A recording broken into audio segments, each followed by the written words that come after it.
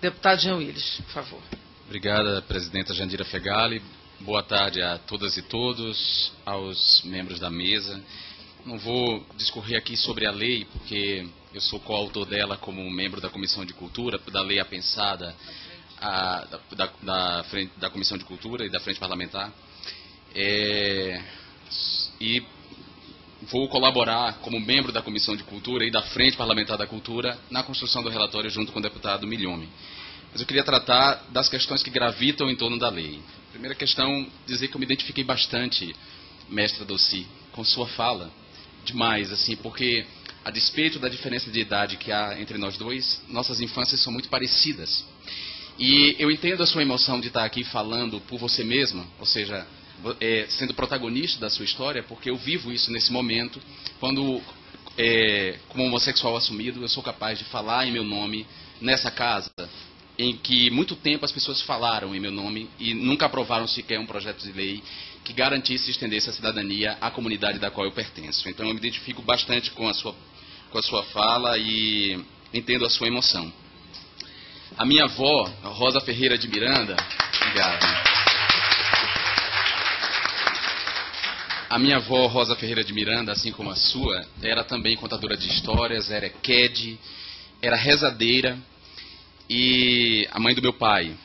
E esse saber, portanto, tradicional, ligado tanto à herança africana quanto aos povos originários, os povos indígenas, porque ela era miscigenada, fez parte da minha formação como sujeito. Mas esse saber sozinho, naquelas circunstâncias, não me traria onde eu estou hoje. Não garantiria uma mobilidade social. Então, foi preciso que o saber dado pela educação formal, e aí minha mãe agia igual à sua, era a única coisa que ela podia me dar, era a escola, e portanto eu era bom aluno, foi o que transformou minha vida. Então eu acho que além desse saber tradicional, nós também temos o direito a um outro saber.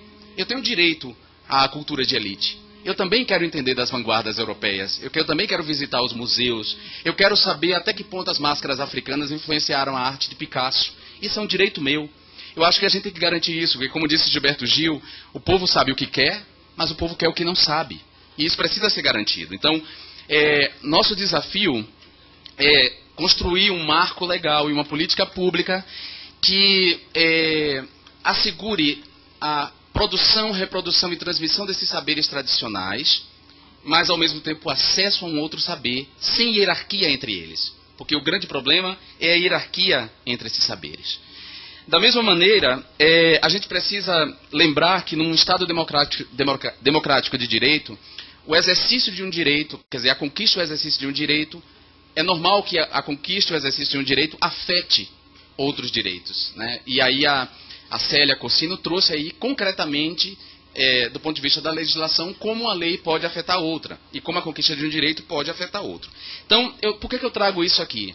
Porque há nessa casa projetos de lei tramitando que afetam as condições de produção e reprodução desses saberes tradicionais e que eu queria que os militantes, as pessoas, os ativistas pelos direitos das comunidades tradicionais, dos povos, das comunidades tradicionais e dos terreiros, ficassem atentos à tramitação de projetos de lei. Quer dizer, não batalhar só pela aprovação da Lei Griot, mas ficar atenta a projetos de lei que estão suprimindo direitos, ou querem restringir os direitos, ou atentam contra a cidadania dessas pessoas. É o que eu queria citar para vocês vocês ficassem atentos. A Lei Geral das Religiões, por exemplo. A Lei Geral das Religiões, em tese, é para estender às demais religiões os benefícios concedidos pelo acordo firmado entre o Estado brasileiro e o Vaticano. Só que essa Lei Geral das Religiões não contempla as religiões de matriz africana. Considera religiões apenas as religiões cristãs e ainda abre ali um lequezinho para os judeus. Mas as demais religiões não são contempladas.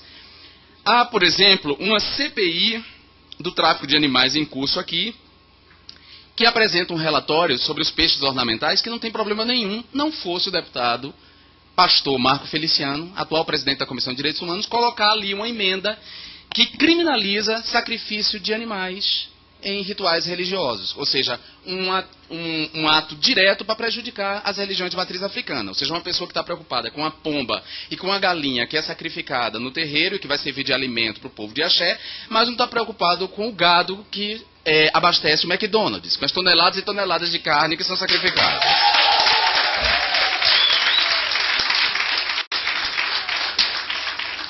por fim, a PEC 215, que tem a ver com uma fala do Marcelo das Histórias, uma frase muito bonita, quer dizer, não há cultura sem base, sem território, sem a base territorial. Toda cultura precisa dessa base territorial. Então, para fazer uma alusão a essa fala dele, lembrar que há a PEC 215, que é do Osmar Serralho, o deputado Osmar Serralho, que tira do governo federal a prerrogativa de demarcar as terras indígenas e traz para aqui. E vocês sabem a face desse Congresso Nacional. Nenhuma terra indígena nem quilombola vai ser mais demarcada, nem garantida. Então, a luta não é só pela Lei Griot, mas por outras leis que incidem sobre as condições de produção e reprodução. Muito obrigado.